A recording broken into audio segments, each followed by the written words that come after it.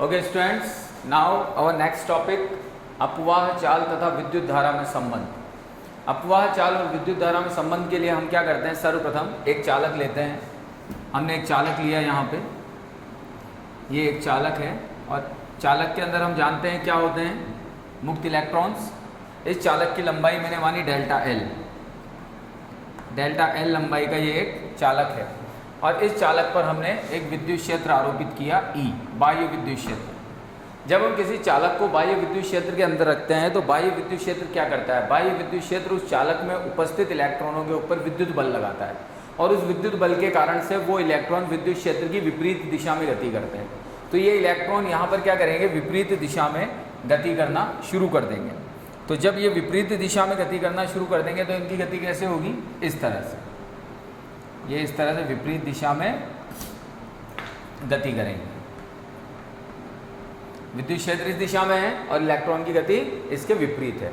और हम ये भी जानते हैं कि इलेक्ट्रॉन जिस दिशा में गति करते हैं उसके विपरीत धारा बहती है। इसका मतलब धारा और विद्युत क्षेत्र दोनों की दिशा एक ही होती है। तो ये विद्युत क्षेत्र की साथ साथ आपकी किसकी दिशा हो गई, धारा की दिशा। ठीक है, तो यहाँ पर हमने ये कहा कि हमारे पास में एक चालक है, उस चालक के ऊपर हमने बाह्य विद्युत क्षेत्र आरोपित किया। बाह्य विद्युत क्षेत्र आरोपित करने पर उसमें इलेक्ट्रॉनों की गति विपरीत हुई। पहले क्या थी, जब बाह्य विद्युत क्षेत्र आरोपित नहीं किया था, तो जब बाह्य विद्युत क्षेत्र आरोपित नहीं किया था तो वो इलेक्ट्रॉन उस धातु या उस चालक के अंदर मुक्त रूप से विचरण कर रहे थे। उनकी गति कैसी थी, यादृच्छिक। उनकी इच्छा थी जिस दिशा में जा रहे थे, जिस वेग से जाना था उस वेग से जा रहे थे। लेकिन जैसे ही आपने विद्युत क्षेत्र आरोपित किया तो विद्युत बल के कारण से वो सारे के सारे इलेक्ट्रॉन उसके विपरीत दिशा में आना शुरू हो गए। तो उन सारे इलेक्ट्रॉनों की जो औसत चाल है, उस औसत चाल को हम अपवाह चाल या अपवहन वेग कहते हैं। उसको हम क्या कहते हैं, अपवाह चाल या अपवहन वेग। ठीक है, तो यहां पर हम वही लिखते हैं कि माना एक चालक जिसके एकांक आयतन में इलेक्ट्रॉनों की संख्या है n, तो यहां लिखते हैं माना चालक जिसका अनुप्रस्थ काट क्षेत्र A तथा एकांक आयतन में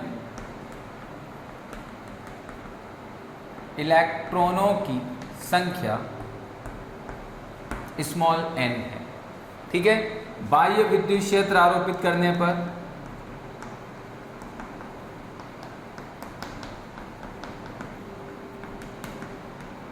इलेक्ट्रॉन विद्युत क्षेत्र की विपरीत दिशा में गति करते हैं, तब इन इलेक्ट्रॉनों का औसत वेग या चाल, अगर हम परिमाण लेंगे तो चाल के रूप में लेंगे, अपवाह चाल कहलाती है।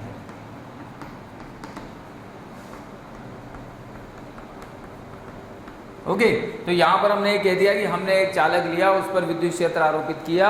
विद्युत क्षेत्र आरोपित किया तो विद्युत क्षेत्र आरोपित करने पर इलेक्ट्रॉन विद्युत क्षेत्र के विपरीत दिशा में गति किए और विपरीत दिशा में गति करने पर उनका औसत वेग जो है वो क्या कहलाती है, अपवाह चाल कहलाती है। अब हमने इस चालक की लंबाई कितनी ली, डेल्टा एल। तो यहाँ पर हम लिखते हैं माना डेल्टा एल लंबाई में मुक्त इलेक्ट्रॉनों की संख्या। तो स्मॉल n क्या है, यहाँ पर एकांक आयतन में इलेक्ट्रॉनों की संख्या, तो small n equals to n by V. तो एकांक आयतन में क्या हो गई, ये इलेक्ट्रॉनों की संख्या, ये स्मॉल n से रिप्रेजेंट कर रहे हैं। तो मुझे तो मुक्त इलेक्ट्रॉनों की कुल संख्या निकालनी है, यानी मेरे को तो कैपिटल N निकालना है, क्योंकि ये तो एकांक आयतन में है और कैपिटल N कुल है। तो n इक्वल्स टू क्या हो गया आपका, NV। ठीक है, V क्या है तुम्हारा, आयतन। यहाँ पर A क्या है आपका, अनुप्रस्थ काट क्षेत्र, और डेल्टा L क्या है, लंबाई। क्षेत्रफल इंटू लंबाई मिलकर क्या बनता है, आयतन। तो चूंकि V equals to A delta L, तो N इक्वल्स क्या हो गया, NA डेल्टा L। ओके, अब यहाँ पर हम ये कहते हैं कि ठीक है, ये तो हो गई आपके मुक्त इलेक्ट्रॉनों की संख्या। अगर एक इलेक्ट्रॉन का आवेश E है तो इन सारे इलेक्ट्रॉनों का आवेश कितना होगा। तो क्वांटीकरण का सिद्धांत कहता है Q इक्वल्स टू Ne, ये कहता है क्वांटीकरण का सिद्धांत। तो यहां पर हम लिखते हैं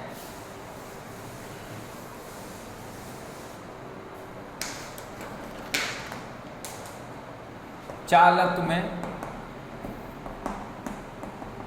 उपस्थित आवेश delta Q equals to Ne, ठीक है, क्वांटीकरण के सिद्धांत से हो गया ये।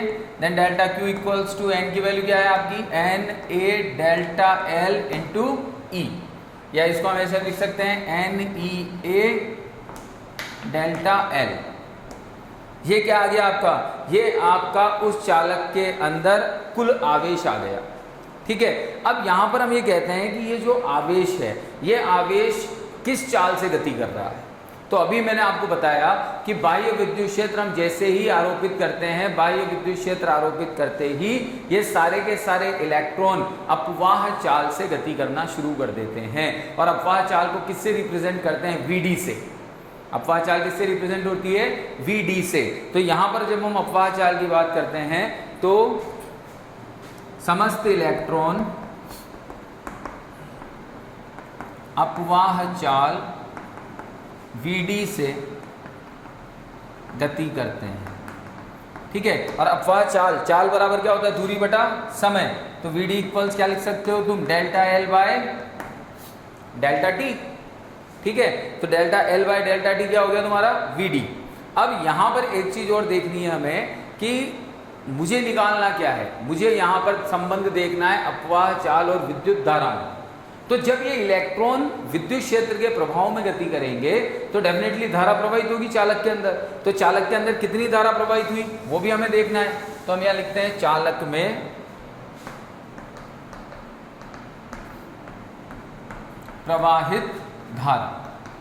तो I इक्वल्स टू हो गया तुम्हारा delta Q by delta T, ठीक है। अब delta Q by delta T हो गया तो यहां डेल्टा Q की वैल्यू तो कितनी है तुम्हारी, NEA डेल्टा L, यही है डेल्टा Q की वैल्यू NEA डेल्टा L। और डेल्टा T की वैल्यू अगर निकालें तो डेल्टा T की वैल्यू क्या निकलेगी, यहां से डेल्टा L अपॉन Vd। तो इस डेल्टा L से डेल्टा L कैंसिल, तो I इक्वल्स क्या हो गया, NEA Vd। तो इसका मतलब आपके धारा और अपवहन वेग में क्या संबंध आ गया, I equals to NEA Vd। अब हम यहां पर कहते हैं कि N एकांक आयतन में इलेक्ट्रॉनों की संख्या कांस्टेंट होगी, E इलेक्ट्रॉन का आवेश कांस्टेंट है, अनुप्रस्थ काट क्षेत्र कांस्टेंट है। इसका मतलब जो धारा है वो डायरेक्टली प्रोपोर्शनल किसके है, अपवहन वेग के। ये जो धारा है वो डायरेक्टली प्रोपोर्शनल आ रही है आपके अपवहन वेग के। तो ये संबंध होता है आपका धारा और अपवहन वेग का, वेरी इंपॉर्टेंट है, ये एग्जाम में अधिकतर पूछा जाता है, ठीक है। अब यहीं से हम गतिशीलता का संबंध निकाल सकते हैं। गतिशीलता का संबंध कैसे निकलेगा देखिएगा। गतिशीलता के लिए हम क्या कहते हैं, चूंकि Vd इक्वल्स होता है म्यू ई, Vd इक्वल्स क्या होता है, म्यू ई। तो I की इस इक्वेशन में हम वैल्यू पुट कर देते हैं NEA म्यू ई, ये हमने Vd के प्लेस पर वैल्यू पुट कर दी। अब यहां पर हम थोड़ा सा ध्यान दें कि अगर NEA म्यू ई है तो म्यू क्या है तुम्हारी, मोबिलिटी, गतिशीलता। तो ये वाली जो इक्वेशन है ये इक्वेशन आपकी धारा और गतिशीलता में संबंध को व्यक्त करती है, ओके। अब यहां हम कहें कि अगर धारा नियत है, यदि भाई संबंध तो हो गए दोनों, अब हम कंडीशंस देख रहे हैं कि यदि धारा नियत है तो NEA Vd equals to constant. हमने कहा यदि N व E भी नियत है तो फिर उस कंडीशन में क्या होगा, अगर N और E भी नियत है तो फिर उस कंडीशन में हो जाएगा तुम्हारा A Vd equals to constant. अब माना प्रथम एक चालक लिया, उसका क्षेत्रफल था A1, वेग था Vd1। दूसरा चालक लिया, उसका क्षेत्रफल था A2 और Vd2। तो मेरे लिए तो ये दोनों ही क्या हैं, कांस्टेंट हैं। भाई ऊपर वाली इक्वेशन के हिसाब से प्रथम चालक का A और Vd1 कांस्टेंट, द्वितीय चालक का A और Vd2 कांस्टेंट, तो ये दोनों आपस में बराबर हो जाएंगे। तो A1 bye A2 equals to VD2 bye VD1। इसका मतलब ये हो गया कि आपके जो अनुप्रस्थ काट क्षेत्र हैं वो अपवहन वेग के व्युत्क्रमानुपाती होते हैं, यानी जिसका अनुप्रस्थ काट क्षेत्र छोटा, यानी जो चालक पतला होगा या जिसका अनुप्रस्थ काट छोटा होगा वहां पर अपवहन वेग अधिक होगा, और जिसका अनुप्रस्थ काट क्षेत्र बड़ा होगा वहां पर अपवहन वेग ज्यादा होगा। Okay students, now next topic, अपवहन वेग तथा विभवांतर में संबंध। सबसे पहली चीज, विद्युत क्षेत्र की परिभाषा से हम क्या जानते हैं, हमें निकालना है वेग और विभवांतर में संबंध, यानी VD और V में संबंध निकालना है, ये संबंध निकालना है। तो सबसे पहले विद्युत क्षेत्र की परिभाषा से,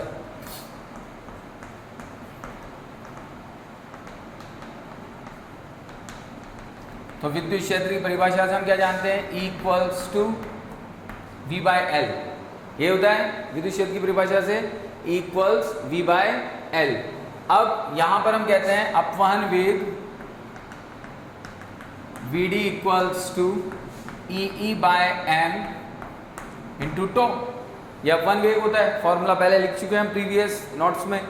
तो यहां से हम E का मान यहां पुट करते हैं, तो VD equals to EV by ML into tau, तो VD equals to E tau by ML into V।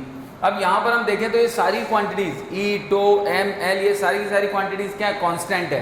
तो अगर ये कांस्टेंट होगी तो VD प्रोपोर्शनल किसके हो गया, V के। इसका मतलब अपवहन वेग विभवांतर के समानुपाती होता है। यहाँ पर हम ये कह सकते हैं कि जो अपवहन वेग है वो विभवांतर के क्या होगा, समानुपाती होगा। Now our next topic, Ohm's law, Ohm का नियम। छोटी क्लासेस 10th क्लास के साइंस में आप लोगों ने बहुत अच्छी तरह पढ़ रखा है कि ओम का नियम क्या होता है। जनरली जब हम मैथमेटिकली बोलते हैं तो हम बोलते हैं V प्रोपोर्शनल टू I या V इक्वल्स टू IR, ये ओम्स लॉ है। लेकिन ओम्स लॉ है क्या, एक्चुअलिटी में है क्या? हम ये कहते हैं कि कोई चालक तार है और अगर उस चालक तार की भौतिक अवस्थाएं जैसे ताप, दाब, अनुप्रस्थ काट क्षेत्र, अगर इनको कांस्टेंट कर दिया जाए तो उस चालक तार के अंदर धारा प्रवाहित करने पर उसके सिरों के मध्य जो विभवांतर उत्पन्न होगा वो प्रवाहित धारा के समानुपाती होगा। यही ओम का नियम है। ठीक है, तो बाह्य फैक्टर्स कौन कौन से हो गए, बाह्य फैक्टर्स हो गए आपके, ताप हो गया, दाब हो गया, इसके अलावा अनुप्रस्थ काट क्षेत्र हो गया। ठीक है, तो अगर इन सबको हम कांस्टेंट कर दें तो उस कंडीशन में धारा प्रवाहित करने पर चालक तार के सिरों के मध्य उत्पन्न विभवांतर V प्रवाहित धारा के समानुपाती होगा। और जैसे ही हम यहाँ से समानुपाती का चिन्ह हटाते हैं तो हमें क्या मिलता है, कोई कांस्टेंट जिसे हम कहते हैं R, और R का मतलब क्या होता है, प्रतिरोध। ये एक समानुपाती नियतांक है जिसे हम नाम देते हैं प्रतिरोध। प्रतिरोध की बात जब हम करते हैं तो प्रतिरोध का मात्रक क्या होता है, प्रतिरोध का मात्रक होता है ओम। प्रतिरोध का मात्रक होता है ओम। अब यहां से हम ये कहते हैं कि अगर हम इस ओम को डिफाइन करते हैं, एक ओम को डिफाइन करते हैं हम, एक ओम, तो एक ओम को जब हम डिफाइन करते हैं तो हम जानते हैं चूंकि V equals to IR then R equals to V by I। हम कहते हैं यदि V इक्वल्स टू 1 वोल्ट और I इक्वल्स टू 1 एम्पियर तब R इक्वल्स टू 1 ओम। तो यहाँ से हम डिफाइन क्या कर सकते हैं कि यदि किसी चालक तार में 1 एम्पियर धारा प्रवाहित करने पर उसके सिरों के मध्य उत्पन्न विभवांतर 1 वोल्ट होगा तो उस चालक का प्रतिरोध 1 ओम होगा। क्या कहा हमने, किसी चालक तार में 1 एम्पियर धारा प्रवाहित करने पर यदि उस चालक तार के सिरों के मध्य उत्पन्न विभवांतर 1 वोल्ट होगा तो वहां उत्पन्न प्रतिरोध का मान 1 ओम होगा। ठीक है, तो यहां पर 1 ओम हो गया। इसका मतलब अब यहां जब हम बात कर रहे हैं इस रिलेशन की V प्रोपोर्शनल I की, तो हम बहुत अच्छी तरह जानते हैं कि समानुपाती का मतलब क्या होता है। समानुपाती का मतलब होता है समान परिवर्तन, जितना V चेंज होगा उतना ही I चेंज होगा।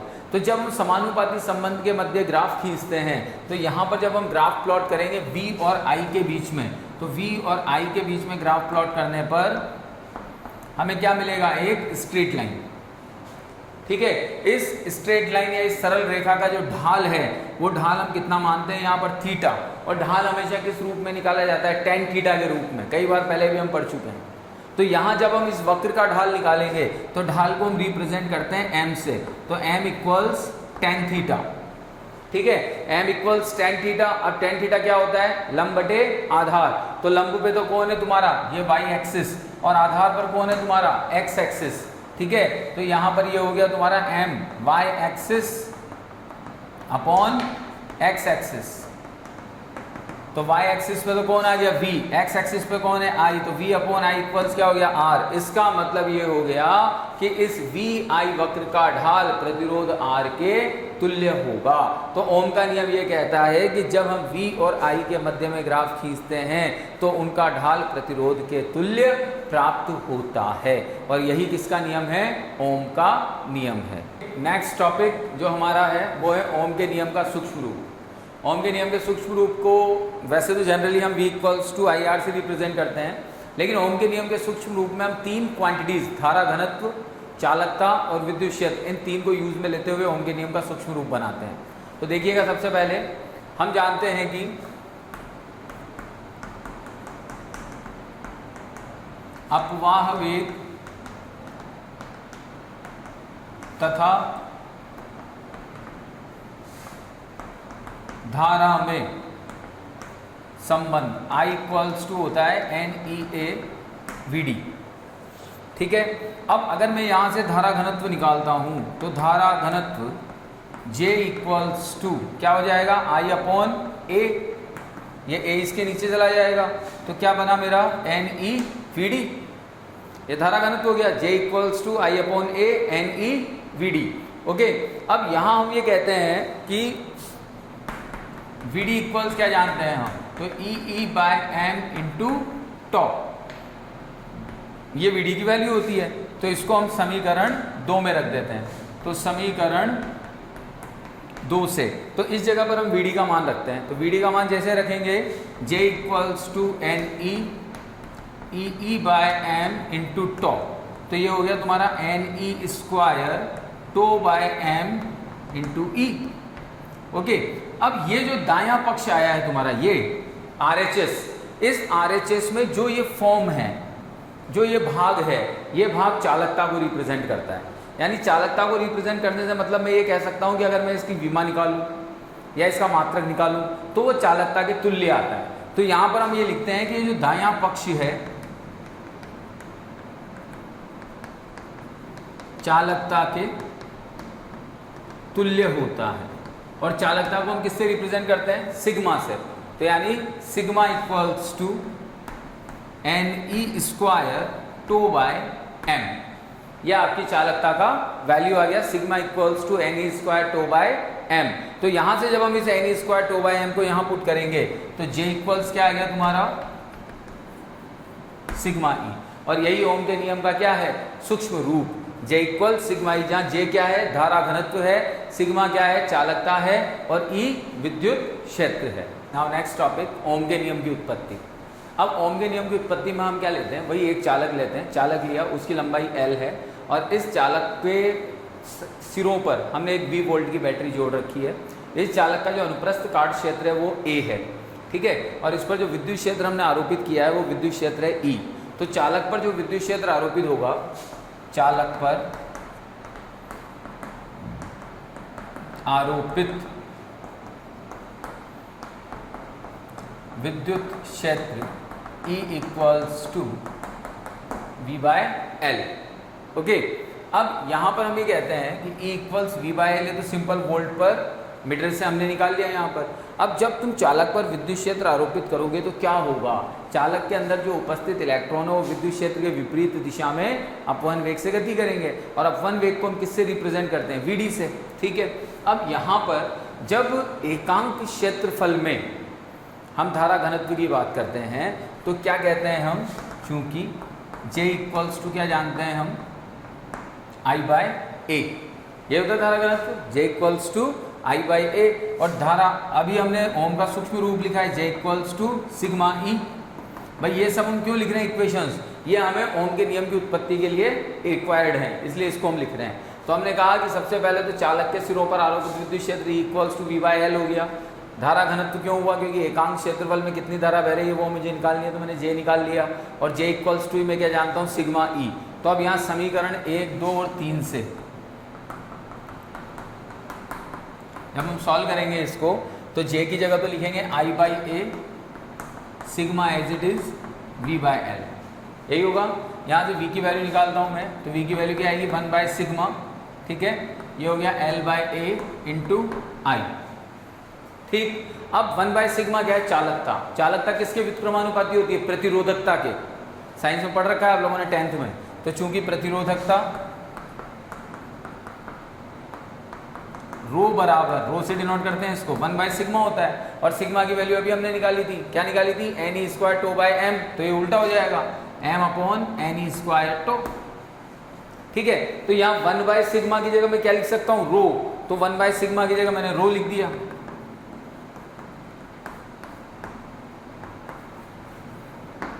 ठीक है, अब यहाँ पर जब हम प्रतिरोध की बात करते हैं तो प्रतिरोध किस किस पर निर्भर करता है, प्रतिरोध एक तो चालक की लंबाई पर निर्भर करता है और उसके अनुप्रस्थ काट क्षेत्रफल पर निर्भर करता है। कैसे निर्भर करता है कि प्रतिरोध जो होता है वो चालक की लंबाई के तो समानुपाती होता है और अनुप्रस्थ काट क्षेत्र के व्युत्क्रमानुपाती होता है। तो प्रतिरोध का मान जब हम लिखते हैं तो R इक्वल्स टू लिखते हैं रो एल बाय ए। तो यहाँ इस रो एल बाय ए की जगह क्या पुट करेंगे हम, R। तो जैसे हमने R पुट किया, V इक्वल्स क्या आ गया, आई आर, और V इक्वल्स आई आर, यही किसका नियम है, यही ओम का नियम है। ठीक है, इसी को हम कौन सा नियम कहते हैं, ओम का नियम, यहाँ पर हम इसको कहते हैं। ठीक है, ओके। अब यहाँ से हम एक डेफिनेशन बनाते हैं प्रतिरोधकता की, समझिएगा। इसी जगह से हम एक डेफिनेशन बना देते हैं प्रतिरोधकता की।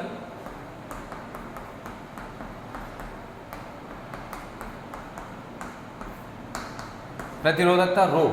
अब प्रतिरोधकता की जब हम डेफिनेशन बनाते हैं तो हम लिखते हैं R समानुपाती होता है L बाय ए। तो समानुपाती का चिन्ह जैसे ही हटाओगे रो L बाय ए, यहाँ से रो की वैल्यू निकालेंगे R A बाई एल। ठीक है, हमने कहा A equals to 1 metre square और L इक्वल्स टू 1 मीटर, तो रो इक्वल्स क्या हो गया R। यानी किसी भी, यहाँ हम डेफिनेशन बना रहे हैं, किसी पदार्थ की प्रतिरोधकता का मान आंकिक रूप से पदार्थ के एकांक लंबाई तथा एकांक अनुप्रस्थ काट क्षेत्रफल के प्रतिरोध के बराबर होता है। या फिर मैं इसे भी कह सकता हूं कि किसी भी पदार्थ की प्रतिरोधकता चालक तार के उस प्रतिरोध के बराबर होती है जिसकी लंबाई एकांक और अनुप्रस्थ काट क्षेत्रफल एकांक होता है, उसे हम प्रतिरोधकता कहते हैं। और जब हम प्रतिरोधकता के मात्रक की बात करते हैं तो प्रतिरोधकता का मात्रक हम यहीं से निकाल सकते हैं। देखिए, R का मात्रक ओम, A का मात्रक मीटर स्क्वायर, L का मात्रक मीटर, तो मीटर से मीटर कैंसिल, तो मात्रक क्या बन गया, ओम इंटू मीटर। ये आपके प्रतिरोधकता का मात्रक होता है। और इसका जब विमीय सूत्र निकालते हैं तो विमीय सूत्र निकालने में भी कुछ भी नहीं है। यहाँ पर हम कहते हैं A क्षेत्रफल L2, L लंबाई L1 और R है आपका प्रतिरोध। तो प्रतिरोध को जब हम लिखेंगे तो प्रतिरोध की विमा निकालने के लिए R इक्वल्स टू होता है V बाई आई और V इक्वल्स होता है W बाई क्यू।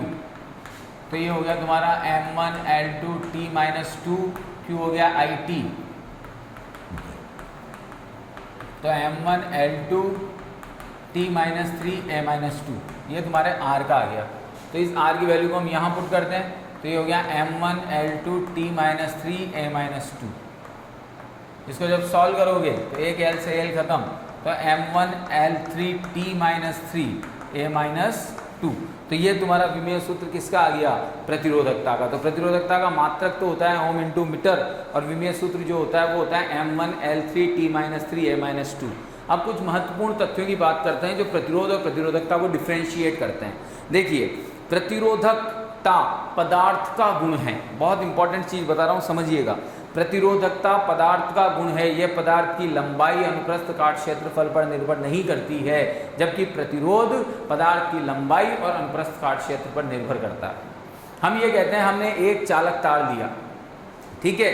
अब उस एक चालक तार की अगर हम बात करते हैं तो उस एक चालक तार के दो टुकड़े, एक ही पदार्थ के हमने क्या कर दिए, दो टुकड़े कर दिए। तो एक ही पदार्थ के दो टुकड़े किए तो उनका प्रतिरोध भिन्न भिन्न हो सकता है। कारण क्योंकि जब तुमने टुकड़े किए तो हो सकता है लंबाई कम ज़्यादा रह जाए, तो प्रतिरोध तो बदल सकता है, लेकिन पदार्थ तो वही है जिसके तुमने टुकड़े किए हैं, तो प्रतिरोधकता समान रहेगी। ठीक है। इसी तरह से दो भिन्न भिन्न पदार्थ के समान लंबाई और समान अनुप्रस्थ काट के तुमने तार ले लिए तो उनका प्रतिरोध तो समान रहेगा लेकिन प्रतिरोधकता भिन्न भिन्न हो जाएगी। कारण क्योंकि वहां पर जो पदार्थ तुमने काम लिया है वो अलग अलग है, इसलिए वहां पर प्रतिरोधकता क्या हो जाएगी, भिन्न भिन्न हो जाएगी।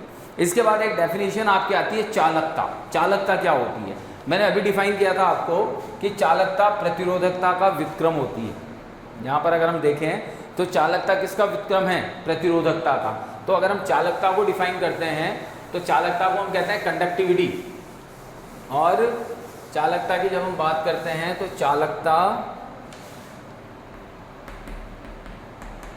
सिग्मा। तो चालकता किसके व्युत्क्रमानुपाती होती है, प्रतिरोधकता के। और प्रतिरोधकता का फॉर्मूला 1/ρ से हम डिनोट करते हैं। तो इसका जो मात्रक है प्रतिरोधकता का वो होता है ओम इंटू मीटर। तो ये इसका उल्टा हो जाएगा ओम इनवर्स मीटर इनवर्स, या फिर इसको कहेंगे मो इंटू मीटर इनवर्स। और इसका जो विमीय सूत्र है वो भी उल्टा हो जाएगा m-1 L-3 T3A2। ये विमीय सूत्र किसका हो जाएगा, तुम्हारा प्रतिरोधकता का, चालकता का। ओके, ठीक है। अब यहाँ पर हम एक और टॉपिक लेते हैं, विद्युत प्रतिरोध। विद्युत प्रतिरोध क्या होता है, बहुत सिंपल सी डेफिनेशन है कि धारा के मार्ग में उत्पन्न होने वाला प्रतिरोध या उत्पन्न होने वाला अवरोध प्रतिरोध कहलाता है।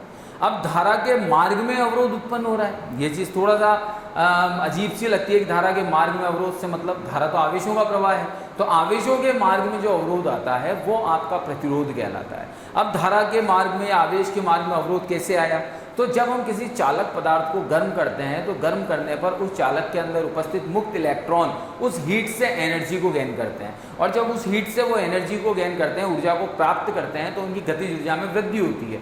गतिज ऊर्जा में वृद्धि होती है तो तेजी से वो इधर उधर यादृच्छिक गतियाँ करते हैं। यादृच्छिक गतियाँ करते हैं तो उनमें टक्करें होती है, टक्करें होंगी तो क्या उत्पन्न होगा, अवरोध। और यही अवरोध क्या कहलाता है, प्रतिरोध कहलाता है। ठीक है, और प्रतिरोध का मात्रक क्या होता है, ओम। ठीक, परिपथ की आवश्यकता के अनुसार जैसी परिपथ की आवश्यकता है वैसा हम प्रतिरोध वहां पर काम में ले सकते हैं। अगर हमें किसी परिपथ में ज़्यादा धारा प्रवाहित करनी है तो कम मान का प्रतिरोध काम में लो, अगर हमें परिपथ के अंदर कम धारा प्रवाहित करनी है तो ज़्यादा मान का प्रतिरोध काम में लो। क्यों, क्योंकि जितना ज़्यादा प्रतिरोध होगा वो धारा को उतना कम कर देगा, और जितना कम प्रतिरोध होगा वो धारा को उतना अधिक कर देगा। ठीक है, अब इसी प्रतिरोध के आधार पर हम युक्तियों को दो भागों में तोड़ते हैं। एक युक्ति होती है ओमीय युक्तियां और एक होती है अनओमीय युक्तियां। ओमीय युक्तियां क्या होती है, ऐसी युक्तियां जो ओम के नियम का अक्षरश पालन करती है वो युक्तियां ओमीय युक्तियां कहलाती हैं। यानी जिनके मध्य धारा और विभवांतर के मध्य जो ग्राफ है वो सरल रेखीय प्राप्त होता है, तो ऐसी युक्तियों को हम ओमीय युक्तियां कहते हैं। जैसे किसी नियत प्रतिरोध का तार, ये आपकी ओमीय युक्ति है, क्योंकि प्रतिरोध अगर नियत है तो आई और वी डायरेक्टली प्रोपोर्शनल चलेगा, तो वो युक्ति कौन सी कहलाएगी, ओमीय युक्ति। दूसरी युक्ति आती है आपकी अनओमीय युक्तियाँ। अनओमीय युक्तियाँ क्या होती हैं, ऐसी युक्तियाँ जो ओम के नियम का पालन नहीं करती, अर्थात जिसके अंदर विभवांतर और धारा के मध्य जो ग्राफ है वो सरल रेखीय प्राप्त न होकर वक्रीय प्राप्त होता है, ऐसी युक्तियों को हम अनओमीय युक्तियाँ कहते हैं। जितने भी इलेक्ट्रॉनिक डिवाइसेज हैं जैसे ट्रांजिस्टर, डायोड, निर्वात नलिकाएं, ये सब नाम अजीब लग रहे होंगे लेकिन ये भी हम इलेक्ट्रॉनिक्स के चैप्टर में पढ़ेंगे, तो इन सब युक्तियों को हम अनओमीय युक्तियां कहते हैं। क्यों, क्योंकि ये ओम के नियम का पालन नहीं करते। ठीक है, इसके कुछ एग्जाम्पल्स हमने ले भी रखे हैं इसके अंदर। जैसे पहला एग्जाम्पल हमने यहाँ पर लिया है टॉर्च बल्ब। टॉर्च बल्ब की अगर हम बात करते हैं तो टॉर्च बल्ब के अंदर होता क्या है, टॉर्च बल्ब ओम के नियम का पालन नहीं करता। क्यों नहीं करता, क्योंकि बल्ब के अंदर तंतु होते हैं, टंगस्टन का तंतु होता है। जब आप बल्ब के अंदर धारा प्रवाहित करोगे तो टंगस्टन का तंतु धीरे धीरे क्या होगा, गर्म होगा। गर्म होगा तो गर्म होने से तंतु का प्रतिरोध बढ़ेगा। हीट क्या करती है, प्रतिरोध को बढ़ाती है, और जब प्रतिरोध बढ़ेगा तो धारा का मान घटेगा। तो ये ओम के नियम का पालन नहीं हो रहा। तो टॉर्च का बल्ब कभी भी ओम के नियम का पालन नहीं करता। यानी प्रारंभिक अवस्था में तो धारा बढ़ेगी, लेकिन धीरे धीरे धीरे धीरे धारा का मान क्या होता जाएगा, कम। क्यों, क्योंकि प्रतिरोध बढ़ता जा रहा है। ठीक है, समझ में आ रही मेरी बात। दूसरी चीज अर्धचालक डायोडों की अगर हम बात करते हैं तो सिंपल सा है, अर्धचालक डायोड हम आगे पढ़ेंगे भी सही। अर्धचालक डायोड में भी जो ग्राफ बनता है वो अरेखीय बनता है, और विद्युत अपघट्य की बात करते हैं तो विद्युत अपघट्य का ग्राफ भी अरेखीय बनता है। तो ये ग्राफ आपसे एग्जाम में डायरेक्टली पूछे जा सकते हैं, इसलिए इनको हम इतना डीपली नहीं पढ़ेंगे। लेकिन ये ध्यान हमें रखना है कि जितनी भी युक्तियाँ ओम के नियम का पालन नहीं करेंगी वो सिर्फ टेम्परेचर की वजह से रेजिस्टेंस चेंज होगा, ताप की वजह से प्रतिरोध चेंज होगा, और वही वी और आई को चेंज करने का कारण होगा। ओके, थैंक यू बेटा।